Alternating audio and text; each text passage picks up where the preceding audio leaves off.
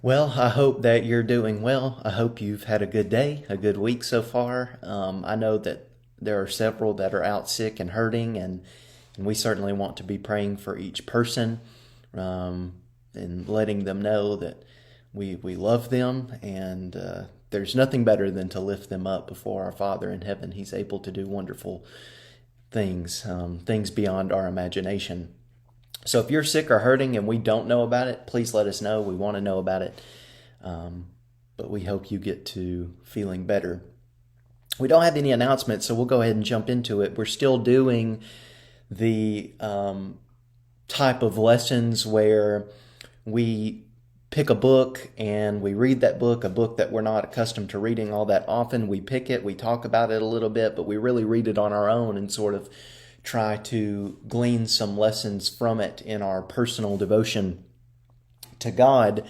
The book we want to talk about tonight is the book of Hosea. Now, you might be thinking, hold on just a second, are we going to have to read the entire book of Hosea? It's 14 chapters long. I mean, that would take quite a bit of time. No, okay, we're only going to read through chapter 6 tonight, and then we'll read through the rest of... Now, if you want to read all 14 chapters tonight, let me just go ahead and say, read all 14 chapters. That would be great.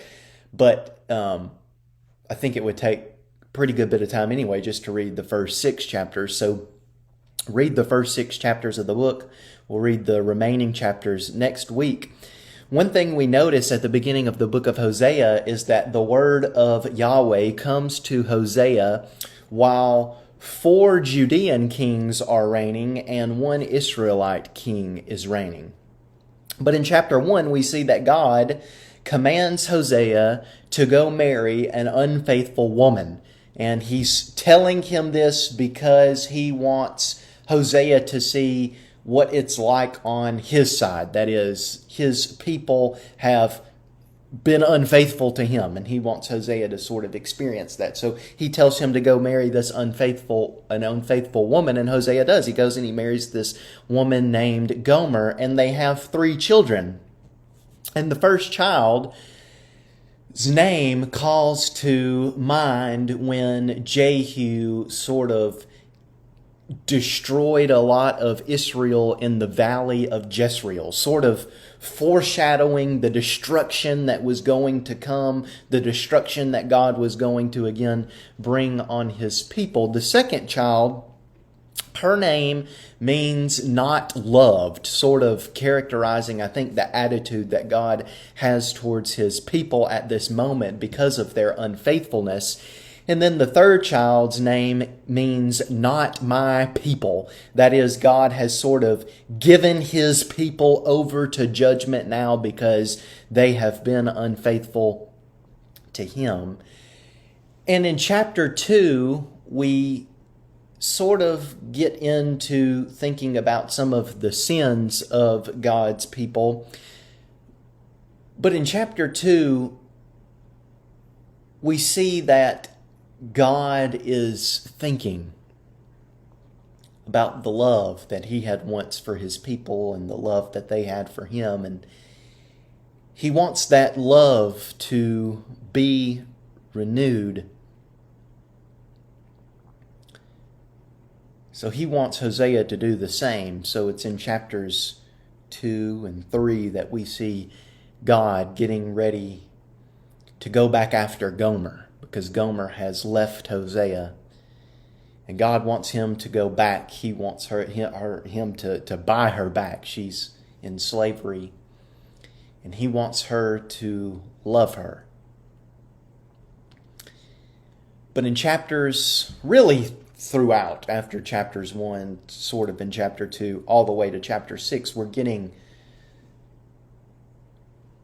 the details of the sins of God's people. And what we notice is that God is tired of seeing a people that don't know truth.